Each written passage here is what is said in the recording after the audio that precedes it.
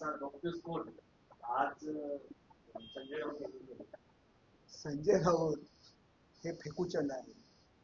त्यांनी आतापर्यंत काही किती वेळा वेगवेगळे गौप्यस्फोट केलेले आहेत. कसं आहे की नरेश मस्के प्रत्येक वेळी आपल्याला उत्तर देतो.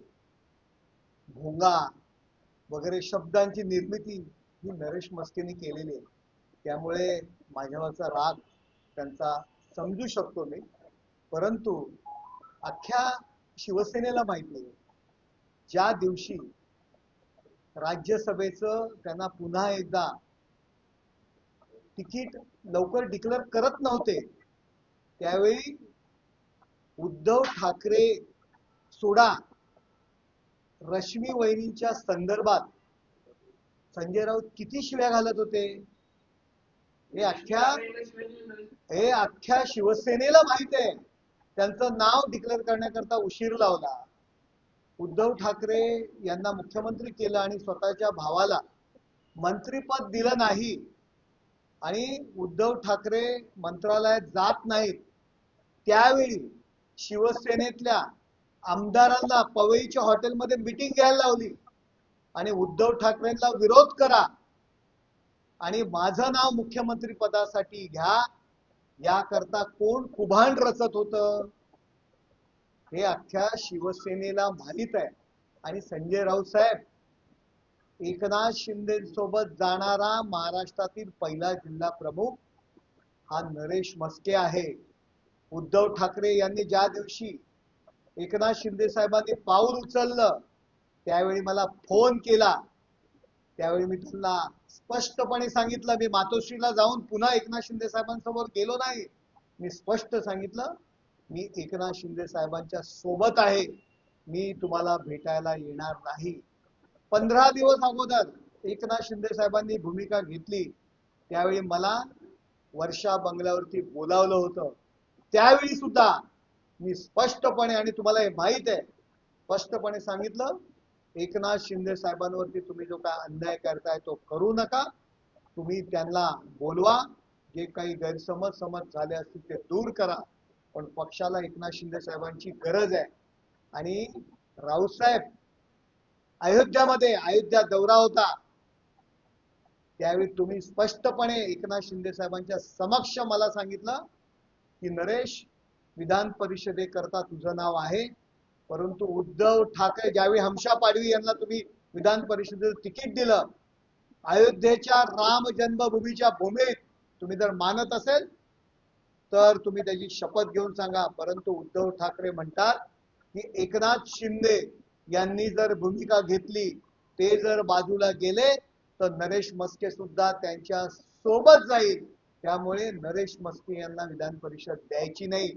हा निरोप किंवा ही गोष्ट तुम्ही एकनाथ शिंदे साहेबांच्या समक्ष मला अयोध्येत सांगितलेली आहे. कसल्या गप्पा मारताय? आणि तुम्ही जर खरंच बाळासाहेबांना मानत असाल तर मी जर तुम्ही म्हणालात की नरेश मस्केची पत्र आहेत, एक जरी पत्र दाखवा, एक जरी माझं पत्र असेल तर तुम्ही तरी राजीनामा द्या, नाहीतर मी तरी राजीनामा देतो. कसल्या गप्पा मारताय? तुमची आम्ही रिस्पेक्ट ठेवतो एक सिनियर लीडर म्हणून, परंतु आमची जी बंद मूठ आहे ना ती मूठ बंद राहू द्या. एकनाथ शिंदे साहेबांनी भूमिका घेतली त्या 2 दिवस तुम्ही मला काय फोन करत होतात, रोज मला सकाळ संध्याकाळ फोन करून काय बोलत होतात हे तुम्हीच जाहीर करा. मी नाही जाहीर करत. मी नव्हतो तुम्हाला फोन करत. तुमचा कॉल रेकॉर्ड काढा आणि तुम्ही मला फोन करत होतात आणि काय काय बोलत होतात ते मला जाहीर करायला लावू नका. कशासाठी? नरेश मस्केवरती तुम्ही कितीही टीका करा, 50 माणसं ठेवा सोशल मीडियाचंही नरेश मस्केवर टीका करण्याकरता, परत नरेश मस्केने जी भूमिका घेतलेली आहे एकनाथ शिंदे साहेबांच्या सोबत ते आहे आणि कायम राहणार हे लक्षात ठेवा. विचारा, कित्येक खासदारांना विचारा, त्यांचं नाव जाहीर करण्याकरता उशीर लावत होते तेव्हा उद्धवजींपासून कशा पद्धतीने शिव्यागाळी करत होते हे अख्ख्या शिवसेनेला माहिती आहे. हो, कशाला उगाच गप्पा मारताय? आम्ही आपला रिस्पेक्ट ठेवतो, आम्हाला बोलायला लावू नका. तुमची काय अडचण होती की त्यांना जावं लागलं, अडचण होती? नरेश मस्के हा खुली किताब आहे, त्यामुळे अडचण आणि हा विषय आमचा येत नाही. आम्ही काय तुमच्याकरता काय ते पत्राचाळ आणि हे घोटाळे करणारे आम्ही लोक नाही आहोत. अडचणी तुमच्या आहेत, त्यामुळे हे घोटाळेबाज मध्ये आम्ही नाही आहोत. एकनाथ शिंदेच्या विरोधामध्ये तुम्ही पत्र लिहिली होती. आता मी तुम्हाला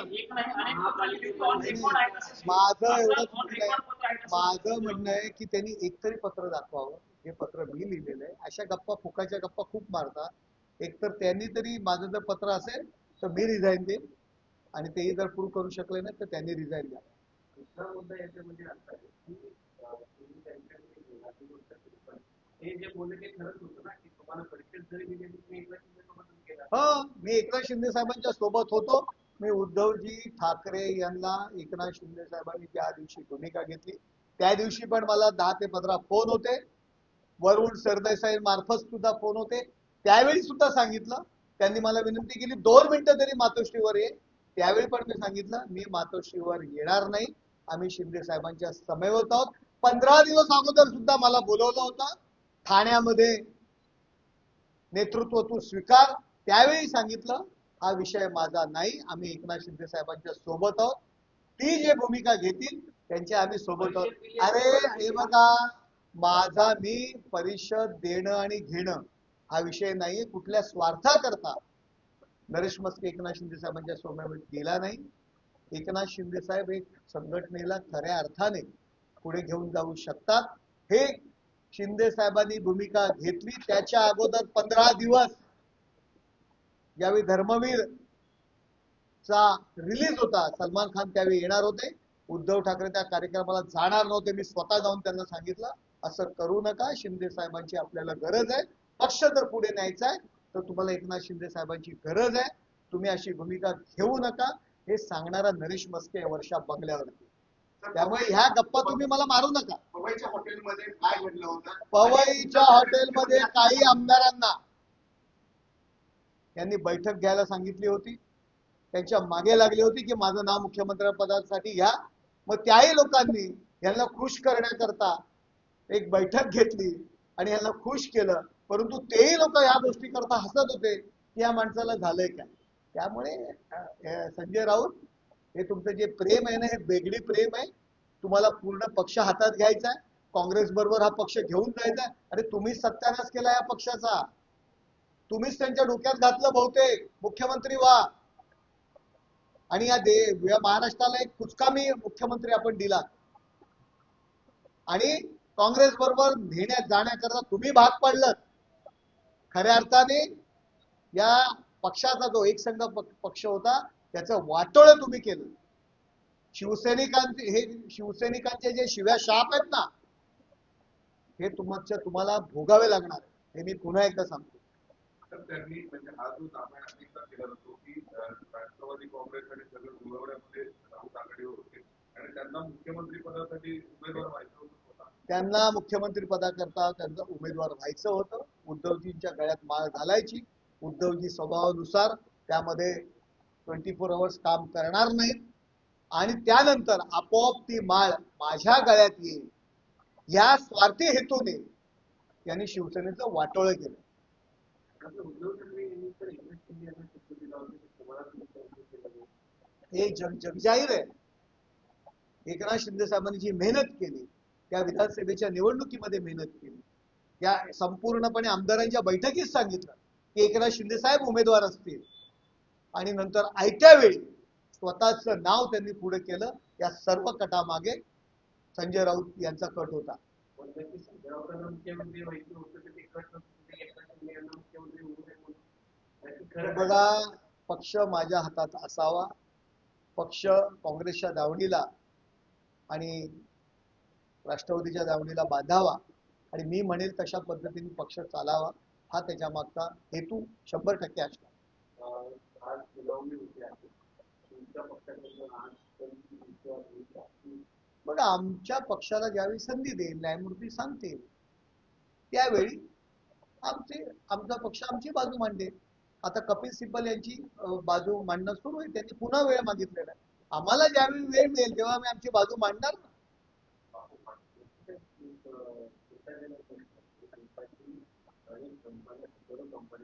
महाराष्ट्रातील 36,000 कंपन्या मागच्या 5 वर्षात बंद पडलेल्या आहेत. त्यातील आजचा एक म्हणजे राजाभाऊ वाजे यांच्या प्रश्नावरून लोकसभेमध्ये लेखी प्रश्नांचा करण्यात. हे बघा, ह्याच्यामध्ये काही अडथळे असतील. ईज ऑफ बिझनेसच्या माध्यमातून नवीन ऍक्ट, कंपनी ऍक्ट मध्ये सुद्धा सुधारणा होत आहे. ज्या काही छोट्या मोठ्या अडचणी असतात आणि त्याच्यामुळे तांत्रिक गोष्टींमुळे जर काही अडथळे येत असतील तर लवकरच सरकार ते दूर करण्याच्या दृष्टीने प्रयत्न करत आहे. आणि अशा पद्धतीने कंपन्या बंद होणं हे देशाच्या प्रगतीच्या दृष्टीने घातक आहे. आणि सरकार याला कुठेही त्याच्या कंपन्या बंद करण्याच्या पाठीशी नाही. तर कंपन्या जास्तीत जास्त उद्योग या देशात सुरू व्हावे या भूमिकेतून सरकार आहे. तुम्हाला आणखी एक गोष्ट सांगतो. कालच्या युक्तिवादामध्ये अशा पद्धतीने युबीटीच्या बाजूने युक्तिवाद केला गेला. जर शिवसेनेची घटना नव्हती तर तो पक्ष विसर्जित का केला नाही, तो एकनाथ शिंदे यांना का दिला? काय युक्तिवाद करतात? जो पक्ष बाळासाहेबांनी अनेक शिवसैनिकांनी रक्ताचं पाणी करून वाढवला, तो पक्ष विसर्जित का केला नाही?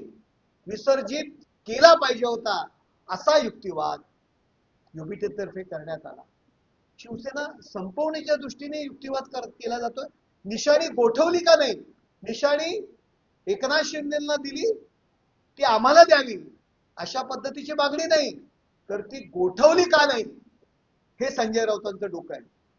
त्यामुळे युबीटी, बाळासाहेबांचे विचार, बाळासाहेबांची निशाणी संपवण्याच्या दृष्टीने हे त्यांचं जे काही चाललेलं काम आहे हे काँग्रेस वाढवण्याकडे हा त्यांचा जो कल आहे हा दिसून आलेला आहे. त्यांच्या सुनावणीत त्यांनी असं म्हटलं की 2000 घटना जी आहे ती अलोकतांत्रिक आहे असं समजून त्यांनी युक्तिवाद केला. एक प्रकारे त्यांनी मान्य केलं. हे बघा, ठाकरेंच्या वतीने, युबीटीच्या वतीने जो युक्तिवाद केला गेला, तुम्ही पक्ष विसर्जित का केला नाही, एकनाथ शिंदे यांना का दिला? तो विसर्जित करायला पाहिजे होता. अरे जी अशी भूमिका येऊच कशी शकते? पक्ष विसर्जित का केला नाही निवडणूक आयोगाने असा प्रश्न विचारला जातो. जो पक्ष लाखो शिवसैनिकांच्या घामातून, कष्टातून, रक्तातून, मेहनतीतून, बाळासाहेबांच्या मेहनतीतून तयार झालेला आहे, तो पक्ष विसर्जित का केला नाही निवडणूक आयोगाने? अशा पद्धतीचा युक्तिवाद केला जातो. शोकांतिका आहे.